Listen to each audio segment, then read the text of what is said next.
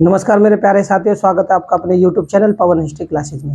साथियों, पिछली वीडियो के माध्यम से हमने भारत में कम्युनिस्ट पार्टी के बारे में जाना था कि भाई कम्युनिस्ट पार्टी की स्थापना किस प्रकार से हुई थी, कौन से व्यक्ति विशेष थे, कौन सी महान विभूतियां थी जिन्होंने कम्युनिस्ट पार्टी की स्थापना की और किन किन ने इसमें सहयोग दिया था, कौन कौन से इस पार्टी के बनने में शामिल थे। तो मेरे प्यारे साथियों, चैनल मेरा नया है, इसे ज़्यादा से ज़्यादा लाइक, शेयर और सब्सक्राइब करें। तो ये भारत में कम्युनिस्ट पार्टी के स्थापना से संबंधित टॉपिक 2 यानी पार्ट 2 है। क्या है? पार्टी की स्थापना का टॉपिक 2 है, क्योंकि इससे पहले हम टॉपिक 1 में कम्युनिस्ट पार्टी के जो मुख्य नेता थे, अगुवाई करने वाले जो नेता थे, उनके बारे में हमने विस्तार से जानकारियां जुटाई थी कि उन्होंने कौन कौन सी पार्टियों की स्थापना की थी, क्योंकि यहाँ से बहुत सारे क्वेश्चन पेपरों में देखने को मिलते हैं। तो मेरे प्यारे साथियों, देरी ना करते हुए शुरू करते हैं पार्ट 2 कम्युनिस्ट पार्टी का। होता क्या है, पिछली वीडियो में हमने जो जहां पर हमने अपनी वीडियो का समापन किया था, तो वहां पे क्या है कि साम्यवादी जो नेता थे उनको सरकार के द्वारा गिरफ्तार कर लिया जाता है। जब गिरफ्तार कर लिया जाता है तो नेहरू जी के द्वारा उनके मुकदमे की उन पे मुकदमा कौन सा चला जाता है? मेरठ षड्यंत्र केस का मुकदमा चलाया जाता है। 31 साम्यवादी नेता थे जो कि गिरफ्तार किए गए थे, उनमें 3 ब्रिटिश नागरिक भी शामिल थे।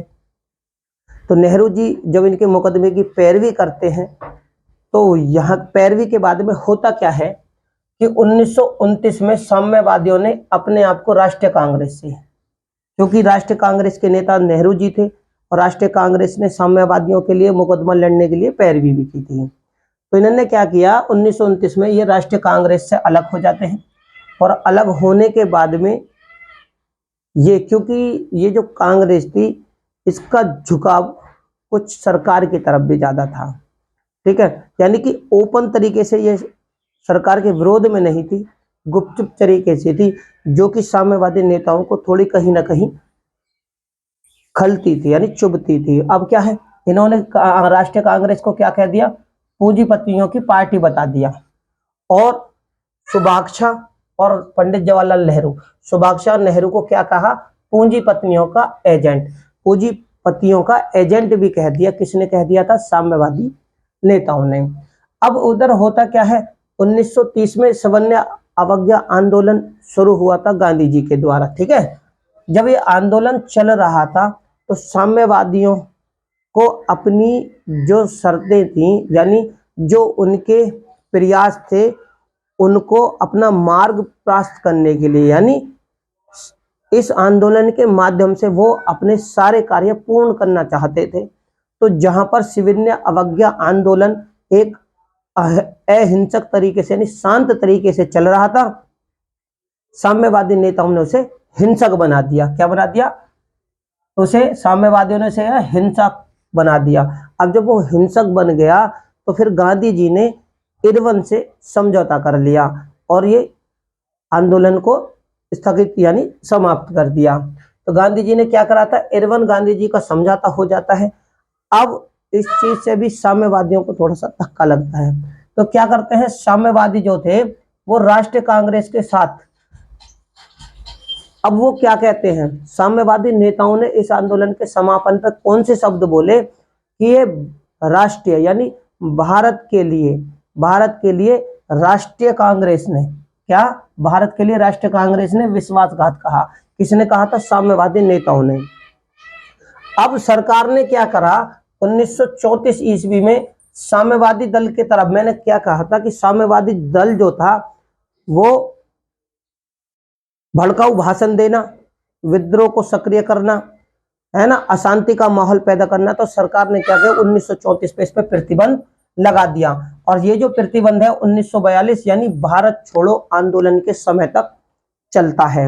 अब इसमें क्या है कि 1934 ईस्वी में साम्यवादी दल का ये जो है साम्यवादी नेता गठन करते हैं। किसका? साम्यवादी दल का साम्यवादी नेता गठन करते हैं। किसमें करते हैं? 1934 में। 1934 में साम्यवादी दल पर प्रतिबंध भी लगा था, लेकिन ये 1934 में ही दल का गठन भी करते हैं। कहां पर करते हैं? क्योंकि ये जब देखा इन्होंने कि हम पे अब हर तरीके से पाबंदी लग जाएगी, तो ये क्या करते हैं, कांग्रेस के नजदीक आते हैं। कांग्रेस के समर्थन में आते हैं और कांग्रेस के साथ होकर, कांग्रेस के भीतर, कहां पर, कांग्रेस दल के ही भीतर, ठीक है, ये साम्यवादी दल का गठन करते हैं। कांग्रेस के अंदर रह के हम कार्य करेंगे ताकि हम सरकार के विरोध से भी बच सके और हमारा कार्य भी हो सके और हमें समर्थन जो है वो कांग्रेस राष्ट्रीय दल का भी मिल सके, यानी कांग्रेस का भी मिल सके। तो भीतर रह के इसके जो सदस्य से उनकी बात करें तो जयप्रकाश नारायण, नरेंद्र देव आचार्य, अच्युत पटवर्धन और अशोक मेहता, मीनू मसानी और राम मनोहर लोहिया, ये क्या थे, ये साम्यवादी दल के नेता थे। दल बहुत सारे तरीके थे उस समय, हमने सभी के बारे में जानकारी जुटाई, जैसे साम्यवादी दल हुआ, मार्क्सवादी दल हुआ, वामपंथी विचारधारा वाला दल हुआ, नरम दल हुआ, एक गरम दल भी था, ठीक है ना, हम उनके बारे में भी जानेंगे। तो बहुत सारे ऐसे दल थे। कमला देवी चट्टोपाध्याय और गंगा शरण सिंह, ये साम्यवादी दल के नेता थे जिन्होंने साम्यवादी दल की गठन कांग्रेस के भीतर रहकर किया था, ठीक है। अब इसके बाद इन्होंने लिखी समाजवादी ही क्यों, यानी साम्यवादी या समाजवादी क्यों, ये एक पुस्तक थी। पुस्तक लिखी गई इनके ऊपर, किसके द्वारा लिखी गई थी, तो जयप्रकाश नारायण। तो एक पुस्तक किसने लिखी थी, जयप्रकाश नारायण ने। कौन सी लिखी थी, तो इन्होंने लिखी थी समाजवादी ही क्यों। और समाजवादी का मतलब यह है कि जब साम्यवादी दल का गठन हो रहा था तो ये जो जयप्रकाश नारायण है ये इस दल में शामिल भी थे। तो इस पुस्तक की रचना हो गई। और अब साम्यवादी और जो समाजवादी हैं, ठीक है, जयप्रकाश नारायण और समाजवादी, और कौन थे, समाजवादी राष्ट्रीय आंदोलन पुस्तक, एक और पुस्तक थी। देखो, समाजवादी ही क्यों, ये जयप्रकाश नारायण ने लिखी, और समाजवादी और राष्ट्रीय आंदोलन, अब एक पुस्तक और लिखी गई थी इनके ऊपर, राष्ट्रीय आंदोलन, ठीक है ना, समाजवादी और राष्ट्रीय आंदोलन, ये पुस्तक का नाम है। कौन सा नाम है, ये है ये कि समाजवादी और राष्ट्रीय आंदोलन, ठीक है, समाजवादी और राष्ट्रीय आंदोलन, ये किसकी पुस्तक थी, इसकी जो रचना की थी वो आचार्य नरेंद्र देव ने की थी और दोनों ही साम्यवादी गुट के नेता भी थे। अब इधर दूसरा विश्व युद्ध छिड़ा हुआ था। अब इन दोनों पार्टी साम्यवादी दल को समर्थन किसका था, सुभाष चंद्र बोस, और नेहरू जी ने भी कुछ समर्थन इनको कर दिया था। इन्होंने अपने कार्यों को पूर्ण करने के लिए बहुत सारे गठन किए, बहुत सारी पुस्तकें लिखी, बहुत सारी सभाएं की, बहुत सारे दल भी बने छोटे छोटे। तो अब क्या होता है, 1940 में रामगढ़ में कांग्रेस का अधिवेशन होता है।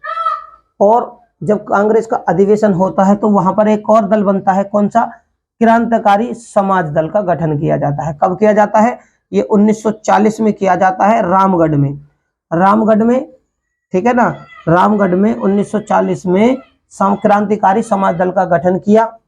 और 1939 में क्या था, भारतीय, ये भी याद रखना, साम्यवादी दल से ही, क्योंकि कम्युनिस्ट पार्टियों से हम संबंधित जानकारियां जुटा रहे हैं कि भारतीय बोल्शेविक दल, क्या हुआ, भारतीय बोल्शेविक दल की स्थापना की गई, कहां पर, बंगाल में।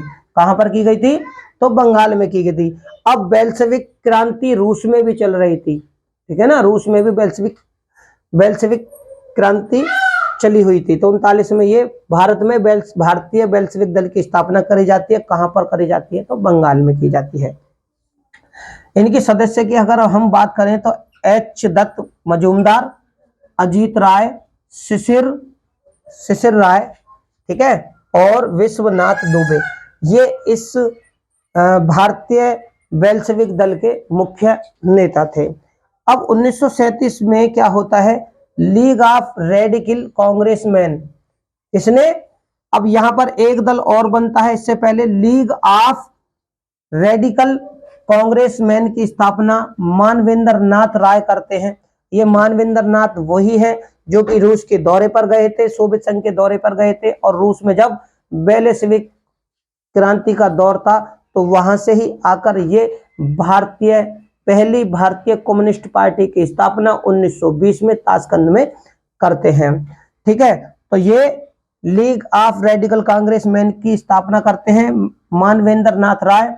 और क्रांतिकारी समाजवादी दल, याद रखना, क्रांतिकारी समाजवादी दल, देखो जिसका गठन 1940 में क्रांतिकारी समाज दल का गठन रामगढ़ में हुआ था, ठीक है, कांग्रेस अधिवेशन। तो क्रांतिकारी साम्यवादी दल की जो स्थापना की थी वो सोमेंद्र नाथ टैगोर ने की थी। किसने की थी? सोमेंद्र नाथ टैगोर ने की थी। अब इसमें होता क्या है कि देखो यहाँ पर दूसरा विश्व युद्ध चला हुआ था और साम्यवादी दलों ने क्या किया था, इस युद्ध के लिए जो संज्ञा दी थी, दूसरे विश्व युद्ध को संज्ञा दी थी लोक युद्ध की संज्ञा। क्या दी थी? लोक युद्ध की संज्ञा दी थी साम्यवादी दल के नेताओं ने दूसरे विश्व युद्ध को, जो कि विदेशों में छिड़ा हुआ था। अब 1942 में होता क्या है, 1942 में भारत छोड़ो आंदोलन होता है गांधी जी के द्वारा। इस आंदोलन को साम्यवादियों ने समर्थन किया, इस आंदोलन को साम्यवादियों ने समर्थन किया, लेकिन कांग्रेस सरकार ने, जो कांग्रेस के द्वारा, देखो कांग्रेस के द्वारा सरकार के युद्ध में समर्थन न करने पर, यानी कि अब जो ये युद्ध था सरकार विरोधी, क्योंकि अब अंग्रेजों के लिए खिलाफत शुरू हो चुकी थी, 1942 में भारत छोड़ो आंदोलन शुरू हो चुका था। तो कहीं ना कहीं ये अंग्रेजों को देश से बाहर निकालने के लिए तत्पर थे, लगे हुए थे। तो यहाँ पर कांग्रेस के द्वारा कुछ नरमपंथी और कुछ गर्मपंथी, कांग्रेस में भी दो दल थे, नरमपंथी दल और गर्मपंथी दल।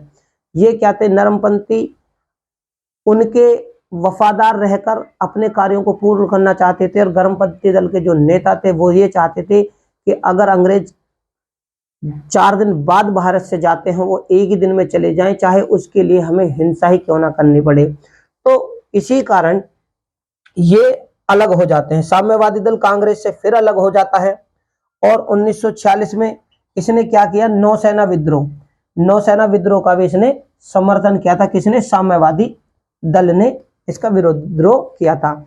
मेरे प्यारे साथियों, ये जो जानकारी थी ये भारतीय कम्युनिस्ट पार्टी से संबंधित महत्वपूर्ण जानकारी थी। इनसे संबंधित जो भी क्वेश्चन पेपरों में देखे जाते हैं या पूछे जाते हैं वो हम अपने आने वाली वीडियो के माध्यम से आप लोगों तक जरूर पहुंचाएंगे।